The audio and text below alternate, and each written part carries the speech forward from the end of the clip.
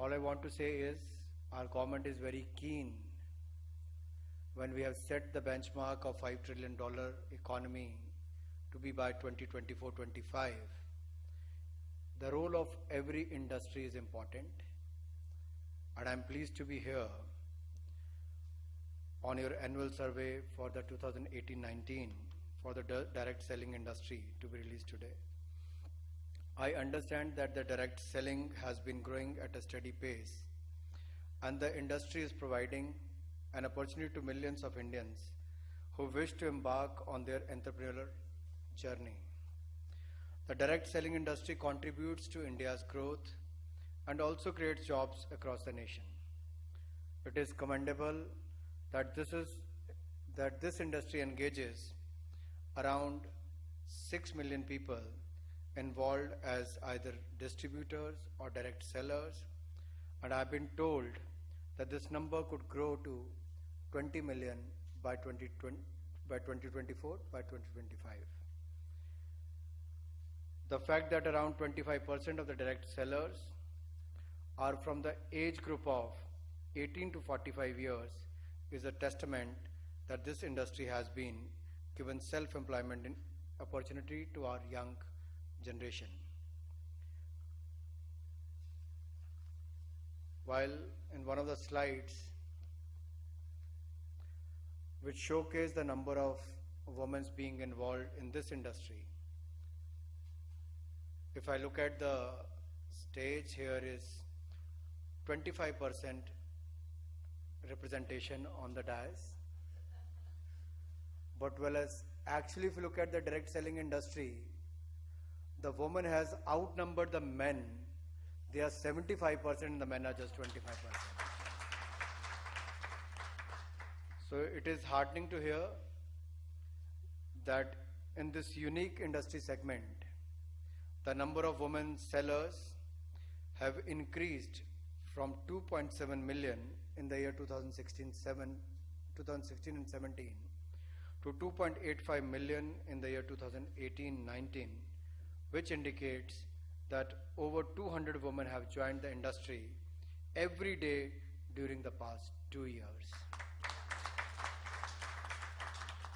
This is a commendable achievement, and it aligns with our government's vision of encouraging and facilitating the role of women in India's growth story. An increasingly high number of women homemakers are joining this direct selling business, as this business gives them an opportunity to supplement their family income whilst ensuring there's the flexibility needed with their work. And I'm sure the target what you have set for yourself and for the industry to be among the top 10 players in the world is going to ensure a large number of women and young entrepreneurs and direct sellers to be engaged in the coming years. The direct selling industry can tie up with various schemes of the government like Startup India, Stand Up India, Skill India. The young people joining the direct selling industry can probably become future entrepreneurs and job creators with the help of various schemes of the government. Well, as far as the MSME sector is concerned, the direct selling industry is also contributing to the growth of MSME sector in the country. I understand that majority of the selling companies engage MSME operators for production of high quality products. I request to the direct selling industry to also focus on the small cottage industries, handicraft industries, artisans in the villages and small cities, and tie up with them. This can benefit both the direct sellers who can access widely available untapped industries and the small industries who have an avenue to contribute their resources towards making quality products. In the last few months, Honorable Finance Minister and I have been meeting with various industry leaders, trade associations, bankers, professional bodies, and people at large. After taking in the inputs and after deliberations with due considerations, we have come up with some substantial reforms which will boost the economy and revive the investment and growth in the country.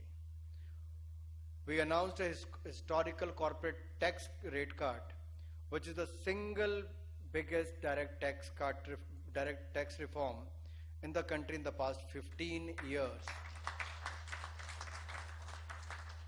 Domestic companies will be required to pay only 22% tax while foregoing any deductions and exemptions.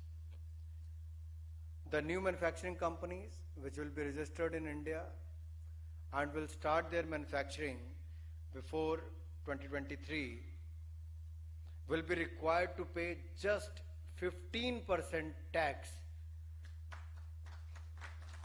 Just 15%. Today you pay 34.19% tax, and if you include the cess and surcharge, you will be paying only 17%, and which provides huge boost to the Make in India initiative of our government. And I'm sure your industry will also take the benefit of this.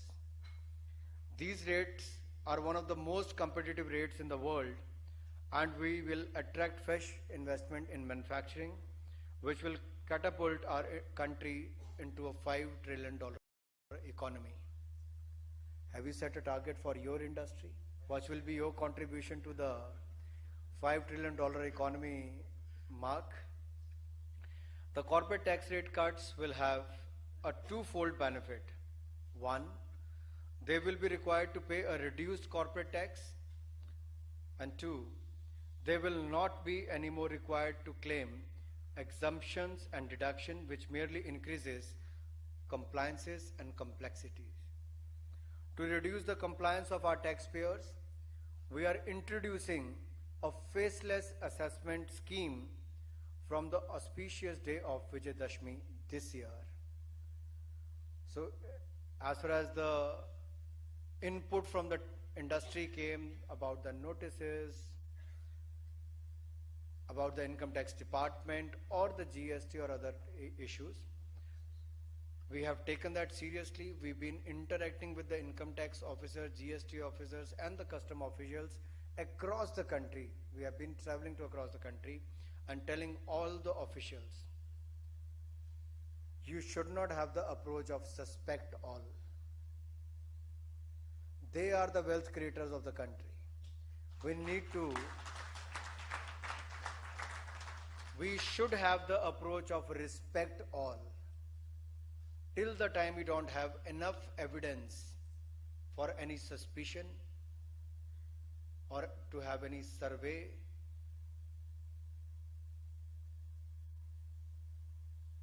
so there should be a change in your approach towards the taxpayers and the wealth creators of this country.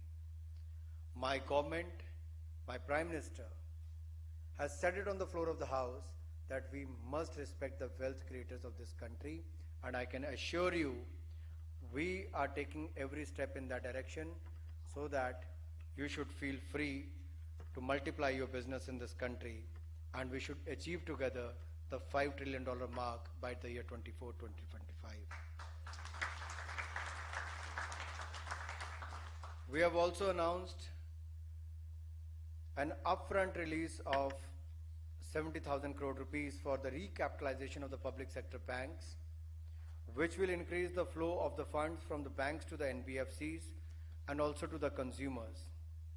And not only releasing the funds to the banks and which will further give it to the NBFCs, we are making sure that this coming festival season in the month of October, we will having 400 programs on the grassroots level in various districts of the country, where the banks will pass on the benefits to the NBFCs and to the entrepreneurs, industrialists and to the consumers, and we will make sure the union ministers and various senior officials and the MPs will be present during those programs, so the money which goes through the government to the bank should reach out to the last man.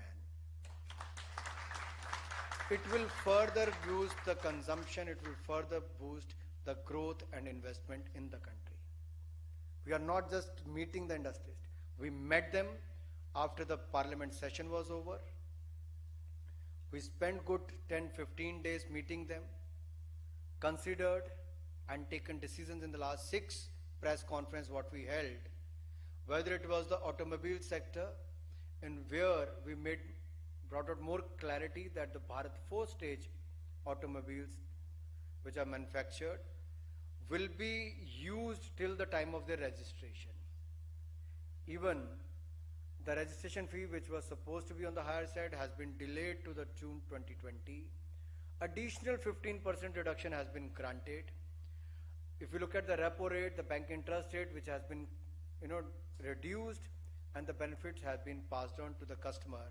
And we are ensuring that the reduction in the bank rates, interest rates, should be passed on to the consumers. At the same time, various other industries, we have taken other steps towards the MSME sector also. To boost the liquidity among the MSME sector, we have announced the release of pending GST refunds should be released in 30 days, the pending ones, and in future it will be released in 60 days time, not more than 60 days. So we have also announced measure to boost the housing sector by announcing a special window with a fund size of rupees 20,000 crores to provide the last mile funding for non-NPA and non-NCLT projects. Thus, this will help in the construction of unfinished units.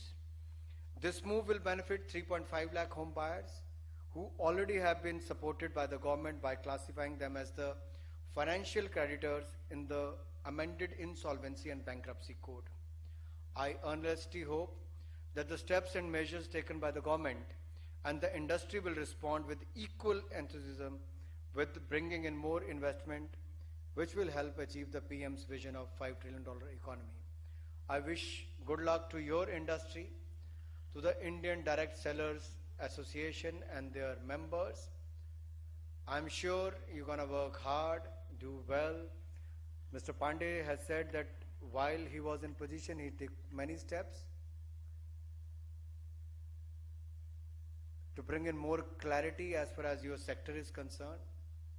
In the recent Parliament session, we have passed many laws from triple talaq to the abrogation of 370 to 35A, which most of you believe may not happen in your lifetime, but this decisive government has done so.